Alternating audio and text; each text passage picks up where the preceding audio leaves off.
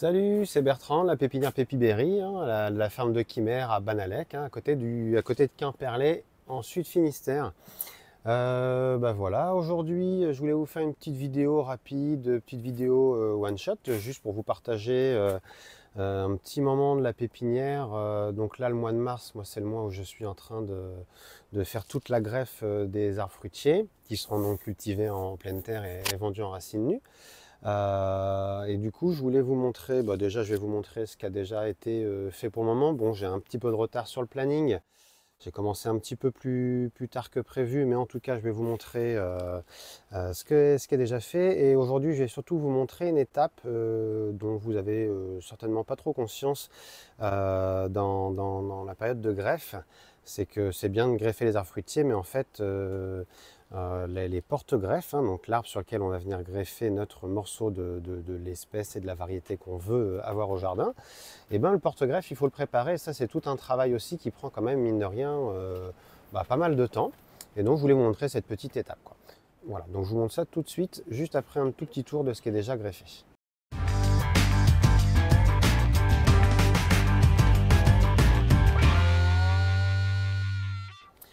Voilà, donc là vous voyez, là c'est dans la serre qui est chez moi, j'ai une petite jauge comme ça de terre, un mélange de terre, de terreau, voilà, des fois des vieux terreaux je mets dedans.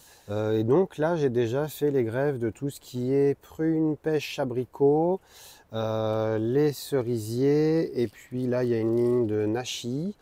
Voilà, et je vais continuer du coup maintenant sur les poiriers, poiriers néfliers et cognaciers.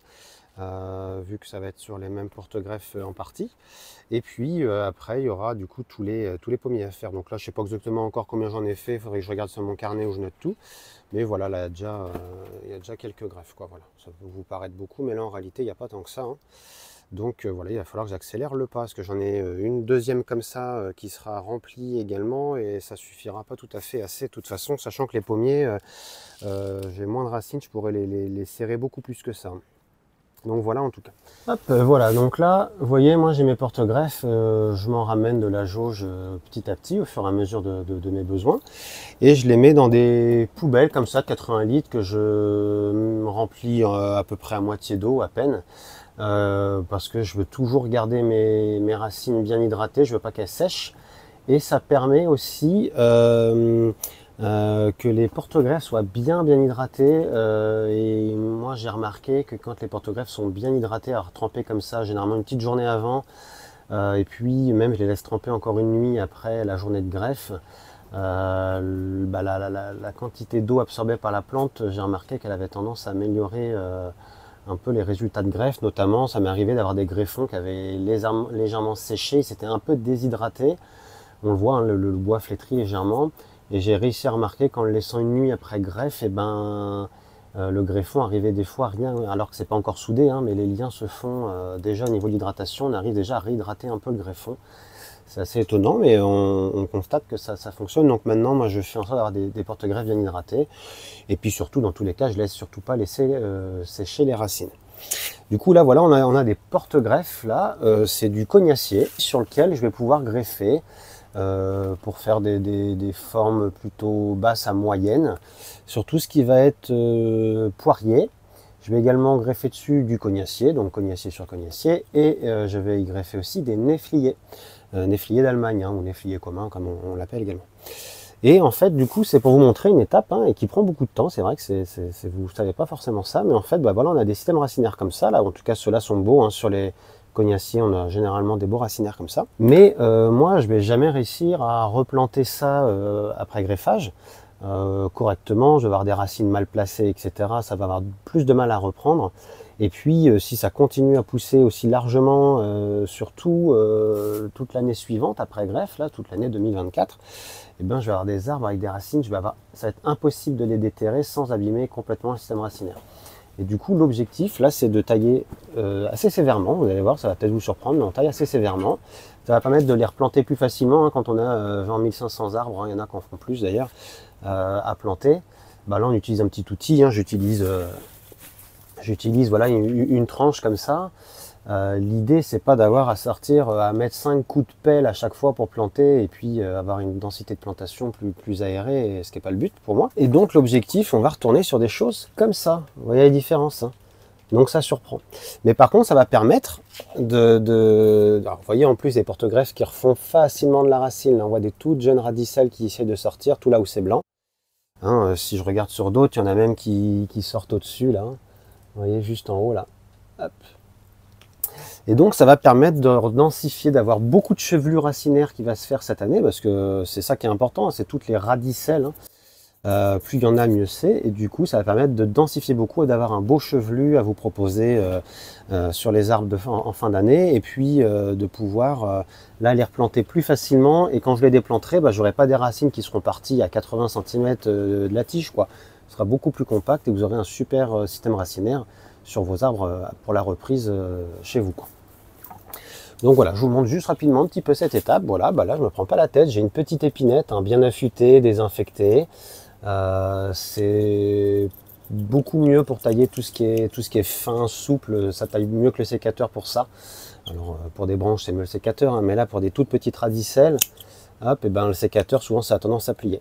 Et là du coup vous voyez, je me prends pas trop la tête, hein, je coupe court. L'idée c'est vraiment de pouvoir replanter facilement à la pépinière et de favoriser un gros chevelu, un maximum d'émissions de jeunes racines. Ça va favoriser les ramifications, éviter d'avoir des racines qui se remettent mal en terre. Donc voilà, hop. Donc là vous voyez ça va vite sur un arbre, hein, mais après j'en ai quand même plus de 1500 à peu près. Voilà, et puis du coup vous voyez tout là sur le tronc, à un moment, bon là ils sont un peu sales, hein, je les ai reçus un peu sales.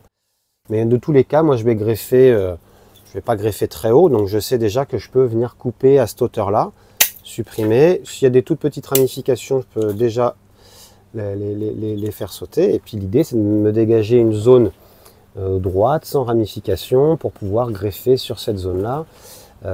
Après, quand je suis vraiment dans l'acte de greffe. Voilà.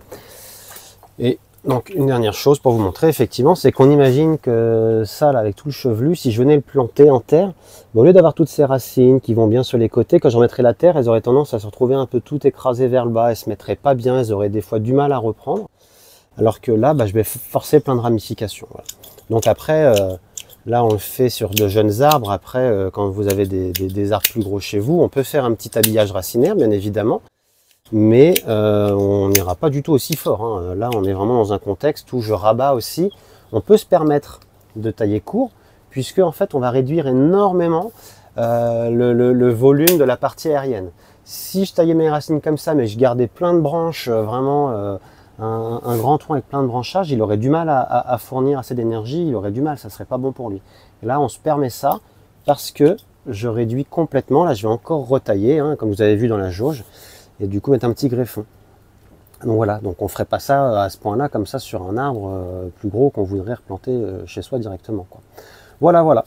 C'était pour vous montrer cette petite étape, hein, on appelle ça l'habillage racinaire, et puis on parlait de l'habillage tout court aussi de la partie aérienne pour les porte-greffes, hein, on prépare les porte-greffes tout simplement. Donc voilà, moi j'aimerais bien réussir à m'organiser pour pouvoir les préparer tous à l'avance, avant de partir en saison de greffe, et quand je pars en saison de greffe, après que je puisse faire que ça. Là je suis obligé voilà, de m'arrêter, à un moment j'ai plus de porte-greffe, je retourne en chercher dans la jauge. Et puis je dois en repréparer tout un lot comme ça avant de me remettre à greffer toute une série, en tout cas là de poiriers par exemple sur Cognacier. Donc c'était pour vous montrer ce petit aspect là. Je vais vous montrer un autre porte-greffe du poirier un petit peu pour vous montrer la différence de système racinaire. Voilà, et donc là je voulais vous montrer donc un autre type de porte-greffe, hein. Donc ça c'est du poirier Kirschenzeller, c'est un poirier de forte vigueur. Donc ça fera des arbres plus grands que ceux qui seront greffés sur Cognacier. Et vous allez peut-être être surpris, voilà, de constater, alors je vais poser à côté pour mieux voir, de constater en fait le système racinaire qui va donner l'impression peut-être, bah là, oh là là, mon Dieu, il n'y a pas de racines, c'est pas normal.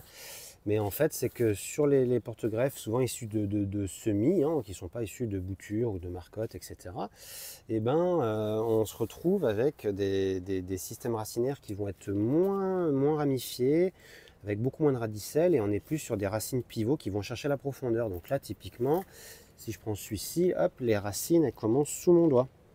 Le système racinaire qui va partir dans le sol, voilà, tout ce qui est sous mon doigt. Voilà, et ça va faire un système profond qui donnera des arbres de plus grande vigueur, de bonne résistance aussi. Hein. Pour le poirier, c'est un super porte-greffe. Mais voilà, faut pas être surpris, on est sur des choses où il y a moins de chevelus, c'est comme ça. Là, on voit beaucoup, mais si j'en prends un, je le sépare, on se rend compte que il n'y a pas, celui-là un peu plus déjà que l'autre lot. Hop, et puis voilà, pour finir cette petite vidéo où je vous montrais du coup l'habillage et la préparation des porte-greffes, là je vous mets un petit visuel sur ma serre de production qui est chez moi, hein, où là il y a pas mal de boutures en cours, et puis bon, il y a d'autres choses. Là-bas j'ai des pieds mères aussi pour moi qu'il faut que je plante. Enfin voilà, il y a plein de trucs. Je vous ferai faire un petit tour une autre fois pour vous montrer tout ça. Et puis prochaine vidéo, en tout cas, je vous montre la greffe des arbres fruitiers, comment je m'installe, comment je la fais, le pourquoi du comment, etc. Je vous ferai une petite vidéo là-dessus, peut-être semaine prochaine, quelque chose comme ça, ou celle d'après dans tous les cas. Voilà, et j'en profite pour vous dire aussi, je serai, donc pour la toute dernière vente que je ferai de la saison, ça sera à Melvin le dimanche 24 mars, à l'occasion de la foire aux plantes organisée par les Petites Boutures, l'association des Petites Boutures. En plus, c'est pour les bénéfices sont reversés pour des enfants hospitalisés, etc. Donc c'est chouette. Donc ça sera la toute dernière vente possible pour moi. Après, ça sera trop tard. Après, les arbres, je les remettrai en terre. J'aurai essentiellement du pommier traditionnel, pommier à chair rouge. Et puis aussi un petit peu de petits fruits rouges encore, cassis, caseille, groseille et macroge, selon un petit peu ce qu'il me reste de disponible. Voilà, donc si vous voulez faire un dernier petit achat, ça sera possible. Je ferai des tarifs réduits pour cette dernière vente, donc ça sera l'occasion de profiter d'arbres un peu moins chers. Et j'attends confirmation, c'est pas encore défini, on en a parlé avec Elodie, une des organisatrices. J'organiserai possiblement lors de la foire un petit atelier de démonstration de greffe. Alors voilà, c'est pas confirmé, mais en tout cas ça se fera peut-être, donc ça sera aussi une occasion encore plus de venir voir ce qui se passe à la foire. Voilà, allez, à très bientôt, à la prochaine vidéo, ciao ciao.